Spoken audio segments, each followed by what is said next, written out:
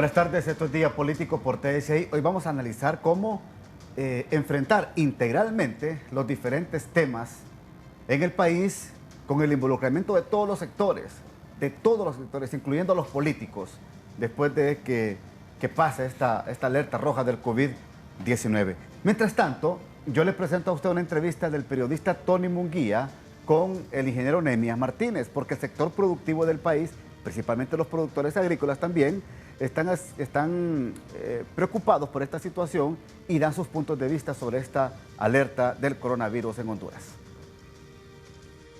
¿Qué expectativa le puede dar el gobierno al sector agrícola? Me acompaña Mario Díaz esta tarde. Buenos días. Buenas tardes, don Mario. Sí, muy buenas tardes. Mire, es importante considerar que el gobierno debe facilitar.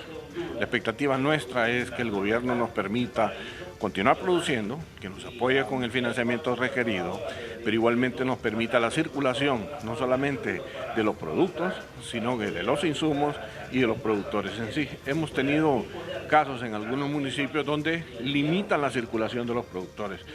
Hay desabastecimiento de combustible, hay dificultades para acceder a mercados y eso tiene un impacto muy serio en la economía, aparte que impacta la provisión de alimentos en las grandes ciudades. Recuerden que las ciudades grandes no producen alimentos, consumen alimentos y nosotros lo producimos en las diferentes zonas del país. ¿Hay productos de grano básico en esta actualidad que estamos viviendo, don Mario? Sí hay. No hay, en ese sentido no hay alarma. Por ahora hay suficientes granos para abastecer el mercado, pero recordemos que esto no va a ser algo que va a terminar dentro de 15 días ni dentro de un mes.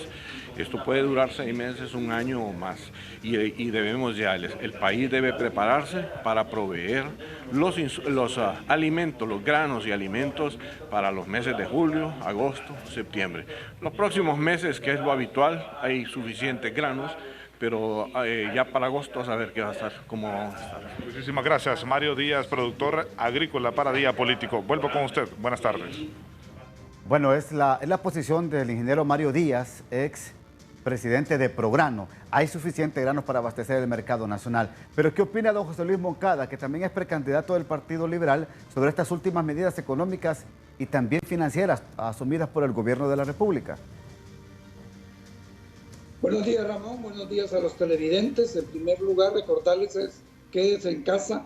Creo que hay que colaborar en este sentido para que rápidamente salgamos de esta crisis. Mire, yo siento que algunas de las medidas, pues en referencia a la colocación de recursos en Banprovi, a la medida que se le hizo banca y algunas otras que se han hecho en referencia a política monetaria, como la tasa de política monetaria y el encaje y otros, pues son en la misma línea que lo están haciendo otros países. Ahora bien, para mí, yo creo que tienen que agilizar el presidente de la República con el diálogo y las mesas que está instalando, que tengo entendido comienzan pronto, el tema de la moratoria fiscal. Realmente la empresa grande, mediana y hasta la pequeña necesita tener un escenario claro de la política fiscal que va a tener el Estado, en el sentido de que viene fin de mes, vienen todas las obligaciones y los patrones pues necesitan saber si tienen esa ventilación, ese respiro, en el sentido de trasladar un poco los impuestos, cambiar el calendario fiscal de manera que le pueda dar un poco de liquidez, pagar planilla y evitar despidos masivos, que esto sería pues muy dramático para la economía del país. Hay empresas de 500, de 1000, de 2000 empleados o más con planillas fuertes que si se quitan el tema fiscal podrían tener unas opciones interesantes. Yo creo que es un tema que hay que tomar decisión lo más pronto posible, ya que estamos a finales de mes. Se anuncian, se escuchan de algunas empresas que ya han comenzado a hacer despidos y esto realmente no contribuiría a que después de que... Mire, don José Luis Moncada también, a propuesta también de doña Gabriela Núñez, exministra de Finanzas, dice que se puede aplicar una medida fuerte y recomienda al gobierno no pagar deuda externa para salvar la economía del país. No pagar deuda externa para salvar la economía del país. Y él también lo ha compartido esta publicación y dice don José Luis Moncada, creo que los organismos internacionales como BID, Banco Mundial, Fondo Monetario, BESIA y otros están dispuestos a dar moratorias de pagos y además seguir apoyando al sector público y privado. Un diálogo sincero con ellos es el camino en este momento que ocupamos Alianza Financiera. Yo aquí tengo mi invitado, al general en retiro y también analista político de temas de país, al general Luis Maldonado Galeas. Partiendo de esta entrada que hemos hecho aquí en el programa esta tarde en Día Político, ¿cuál es su interpretación? Yo creo que son parte de las líneas estratégicas que debe asumir el gobierno, y estas se resumen en dos. Una, garantizar la seguridad alimentaria, y la otra es mantener el equilibrio fiscal y también la operatividad de las empresas y la disponibilidad de los sueldos y también la sostenibilidad de los empleos. Si se hacen adecuadamente, estas medidas pueden tener un efecto integral, en el sentido de que el Estado puede mantener sus finanzas para cumplir con sus compromisos. Si hay una moratoria de parte de los acreedores a los cuales Honduras les debe, a los principales órganos financieros, dispondría de capital, y ese mismo capital serviría también para aliviar las presiones que están teniendo las empresas para poder también operar adecuadamente si se les cede una moratoria para el impuesto sobre la renta y para todos esos compromisos fiscales que tienen todas las empresas. Por lo tanto, el gobierno dispondría de fondos, las empresas dispondrían de fondos y reservas para poder trasladarlas a los empleados, porque hay que conservar los empleos y también cumplir con los compromisos de pago. Es ahí donde debe ir dirigido el compromiso de todos, que de manera integral todos los sectores de una u otra manera cedan para rescatar la economía después de que pase esta epidemia. De eso se trata, saber enfocar la problemática y saber enfocar las soluciones. El primer centro de atención de todo esto es la salud. Sí. Y la estrategia de salud arrastra el resto de las estrategias, pero deben de tener el acompañamiento adecuado. La estrategia económica, la estrategia financiera, la estrategia que permita también la seguridad alimentaria, que permita las otras formas de seguridad, por ejemplo, la atención para las personas discapacitadas y también para los adultos mayores. Sí. Un sector amplio de la población que necesita también cierta atención. Asimismo, hay una gran cantidad de población que labora en la economía informal y que no depende de sueldos y salarios.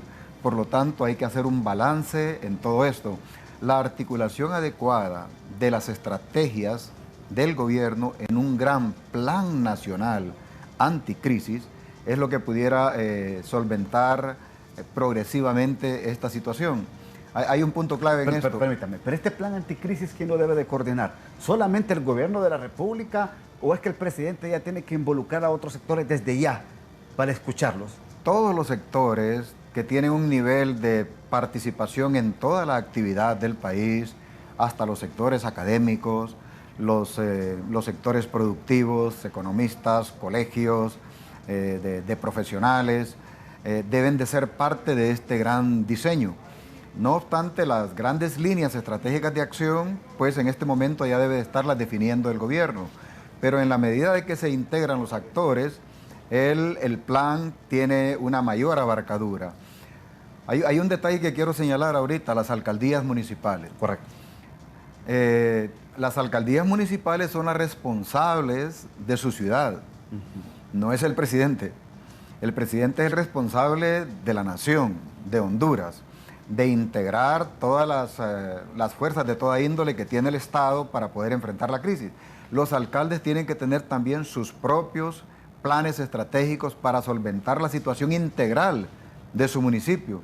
Las mismas líneas que maneje el Estado, económica, seguridad alimentaria, seguridad normal, la parte financiera, la parte de la habilitación y sostenibilidad de los productos públicos esenciales, llámese agua, llámese electricidad, es responsabilidad también en el nivel municipal. Y aquí vamos a llamar la atención a una práctica muy impropia en Honduras. Las corporaciones municipales creen que su trabajo es sesionar cada 15 días, o algunas una vez al mes. La responsabilidad de las corporaciones municipales es permanente, 24 horas. Por lo tanto, el mismo esfuerzo político estratégico que esté haciendo el gobierno en el nivel municipal también se debe hacer lo mismo. Y señalo algo al respecto. Sí. Las decisiones municipales no tienen que estar desvinculadas de las decisiones del Estado.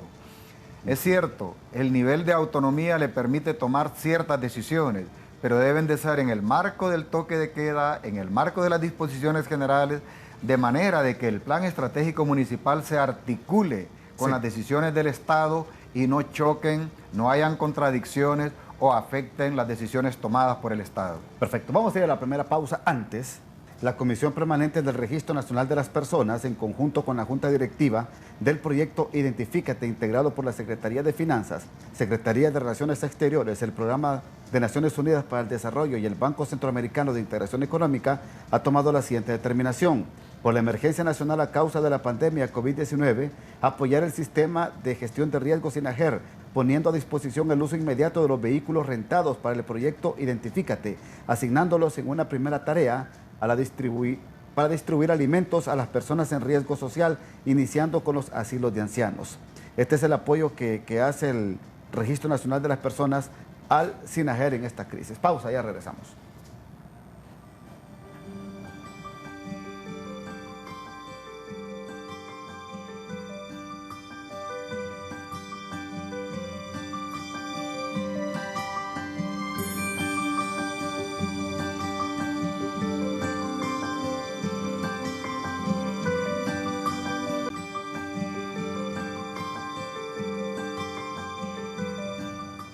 En esta segunda parte del programa, el tema del rol de los políticos hondureños durante y después de COVID-19. Esto recomienda el analista político Junior Zabaleta, aquí en el programa. Como consultor político hemos analizado dos situaciones. Una es informar y la otra es colaborar. Me imagino que los que son realmente líderes, desde hace tiempo atrás, tuvieron que estar haciendo estas dos funciones. Si ya comenzaron, pues bueno, ¿verdad? Excelente, se les aplaude. Y si no, pues que comiencen ya. Porque el informar debe buscar los medios precisos: radio, prensa, televisión y redes sociales. Si no tienen las tres primeras a su alcance, para eso tenemos este aparato en el cual podemos llegar a miles y miles y millones de personas para poder mandar un mensaje de aliento, de motivación, de esperanza, de solidaridad, de apoyo moral, donde el político salga de la cara, se muestre. Si no lo van a ver en la calle, por lo menos que esté pendiente, ¿verdad?, de toda la información, enviando noticias, boletines, informaciones, etcétera, para que pueda mostrar su liderazgo y que el pueblo y la sociedad se dé cuenta que no está escondido. Número 2, colaborar. Colaborar con su comunidad donde reside. Colaborar con su ciudad, con su municipio, con su departamento. Decir presente a las autoridades del país, independientemente. Bien, algunos dicen, ¿dónde están los políticos? Algunos creen que se han escondido. No, hay unos que están haciendo su labor social, pero algunos se preguntan qué se han hecho los políticos, cuál es el rol que se debe tomar durante y después, general. Cada político está en su respectivo nivel. Está el político responsable de la conducción del Estado en este momento. Está el político que pertenece, por ejemplo, al Poder Legislativo. Este político debería de hacer el acompañamiento de la crisis para dibujar los escenarios de la crisis y conforme a ello tener un alineamiento para el próximo proceso electoral. Habrá que hacer reformas adicionales, habrá que recortar los plazos que tienen que ver con el proceso electoral. Presupuesto. El presupuesto quien lo aprueba es el Congreso Nacional. Y si esta crisis implica necesidad de hacer ajustes presupuestarios severos, ahí debe de estar la Comisión de Presupuesto del Congreso. Y todas las comisiones del Congreso Nacional, Comisión de Salud, Comisión de Seguridad, Comisión de Relaciones Exteriores, para los asuntos que tienen que ver con lo que necesita obtener internacionalmente el Estado, deben de estar trabajando estas comisiones. No se trata de hacer reuniones cercanas, hay distintas formas de comunicación, por lo tanto ese acompañamiento debe de estar. Y aquellas personas que de alguna manera pretendemos aspirar a un cargo de elección popular, también tenemos una responsabilidad de estar al tanto de la situación, de llevar mensajes positivos a nuestra población, no con un afán de tener una imagen política, sino que más bien la imagen de un liderazgo que puede ser proponente. Y tenemos las formas de hacerlo. En lo particular he preparado unos documentos que he circulado de tal manera de que lleguen al nivel de toma de decisiones, sí, y cualquiera puede hacer ese tipo de cosas. Entiendo que hay que articular una política, hay que articular una estrategia, pero en esta articulación, de acuerdo a su punto de vista general, ya debe de estar en funcionamiento las comisiones del Congreso Nacional, que son las que de una u otra manera tienen que legislar. Por supuesto, si hay que hacer legislaciones especiales que no estén comprendidas en el toque de queda, sí, que no estén comprendidas en lo que es las leyes vigentes, porque cada una de las situaciones conforme se van presentando dibuja escenarios diferentes, y ese escenario diferente va a tener que tomarse también decisiones novedosas y también funcionales, atinadas, oportunas. Por lo tanto, todo el sistema político que esté a cargo de alguna función del Estado y todos los políticos que también tienen pretensiones en este proceso que se avecina, deben de integrarse, unos aportando y otros tomando decisiones. Ok, entiendo cuál es su preocupación, porque también creo que la asumimos todos. Mire, el 2020 nos agarró con esta epidemia, pero el 2021 nos va a agarrar con un año completamente político. Elecciones en marzo, elecciones generales en noviembre. Yo no sé realmente qué es lo que va a pasar en Honduras en el marco geopolítico. No sé, pero sí considero oportuno, general, tener una lectura de lo que puede pasar en el país. ¿Y a qué nos va a conllevar esta lectura? Fíjese que la lectura es importante para identificar los escenarios. Y nosotros estamos ahorita en este momento en el corto plazo de entrar en un escenario de crisis acentuada. El desencadenamiento de la crisis va a estar en función de la infectación que se va a dar en los próximos días. Eso ya crea un escenario severo. Ante ese escenario severo, todo el sistema político y de toma de decisiones, todo el sistema gubernamental, alcaldías municipales y el resto de los sistemas de vida, productivo, comercio, etcétera, deben de estar preparados para tomar las decisiones adecuadas. Si esta crisis se extiende más allá de eso y no se logra la meseta de estabilidad del contagio, entonces estaríamos extendiendo más el escenario de crisis. Por lo tanto, la lectura adecuada de eso, cuáles son los desencadenantes que se van a presentar, son los referentes para la toma de decisiones. Y en cada actividad humana, política, económica, alimentaria, de comercio, de productividad, etcétera, en cada una de esas líneas se requiere una solución. Por lo tanto, la integración de las fuerzas es vital. También quiero decirles algo. Se trata de un problema también que requiere soluciones logísticas. Permíteme, vamos a la pausa y me retiene eso ahí, por favor, para que lo expliquemos después de la pausa. Ya volvemos.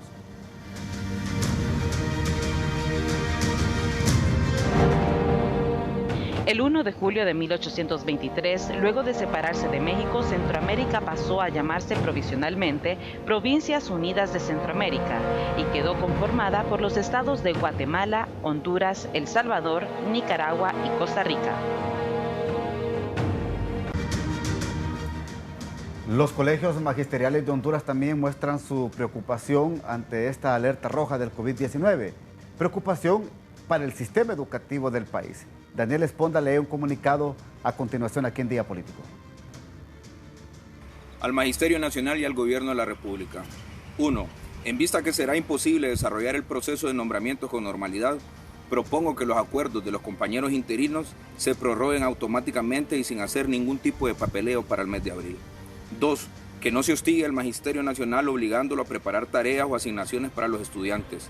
Los padres y madres de familia pueden reforzar los temas ya abordados y podrán explorar nuevos temas extra clase.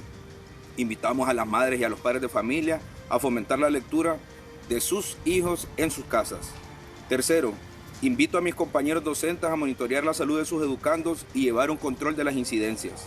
En algún momento deberemos de volver a los salones de clase y debemos saber las condiciones de salud de todos nuestros estudiantes. 4. El año escolar una vez más será atípico.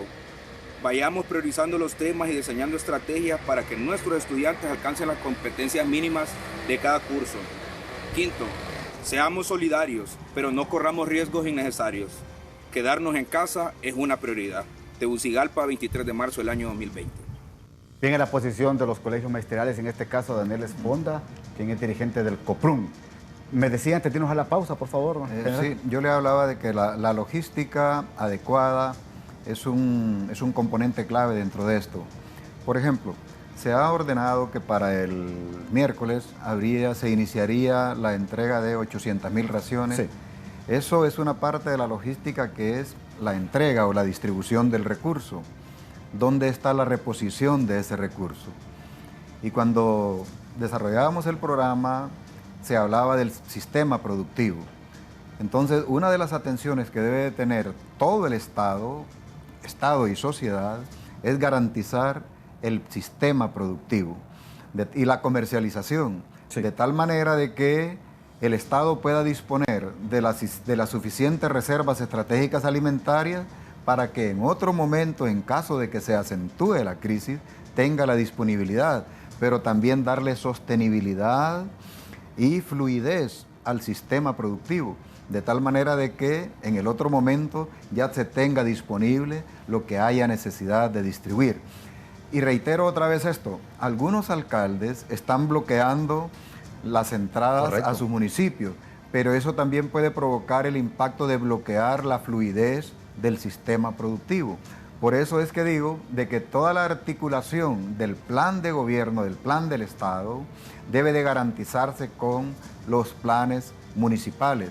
Y los planes municipales o de otra índole, locales, deben de estar alineados con el plan estratégico nacional. Ahora, la producción es importante. La producción agrícola, la producción de alimentos es importante garantizarla, general. Incluso fíjese que hay algo que tiene que considerarse también, las relaciones en los estados vecinos. Los estados vecinos son receptores de exportaciones nuestras de productos alimenticios y también a la inversa. Debe de sentarse una política adecuada que tiene que ver mucho con el cuidado que se debe de tener para la no contaminación, para la descontaminación. Correcto. O desinfección de los medios de transporte, de las mercaderías, etcétera. Tiene que pasarse a una modalidad de protección sanitaria de los alimentos. O sea, estamos ante una situación en la cual la capacidad de ingenio, de iniciativa, de toma de decisiones, tiene que ver con este escenario tan volátil y tan complejo que tenemos ahora, no solo nosotros, el mundo. General, a los políticos, ¿qué les puede decir usted? Usted también es un precandidato del Partido Liberal, pero aparte de ser candidato, usted analiza la política del país. ¿Qué se le puede decir a los políticos en este tiempo? Deben de darle una lectura adecuada a cada uno de los escenarios que se pudieran ir presentando y en función de ello tener una participación efectiva. Una participación que por un lado, si no se es funcionario, por lo menos debemos de tener la capacidad de ser proponentes de ideas. Aparte de ello, mantener contacto de alguna manera con las personas que pertenecen al partido con los militantes para identificar sus necesidades y hacer un mapeo de necesidades, de tal manera de que de alguna manera los políticos también pueden dar respuestas afirmativas a las personas que tengan mayores complicaciones para llevar a cabo una vida normal. El gobierno no debe de cerrar las puertas al político, Sí. y tampoco el político debe de tomar al gobierno como un factor de señalamiento de oposición improductiva. Debe de ser propositivo, y eso tiene que ver con el concepto de solidaridad. Gracias al general en retiro, Luis Maldonado Galeas, quien ha dado su aporte importante aquí en Día Político referente a esta situación difícil que atraviesa nuestro país. Buenas tardes.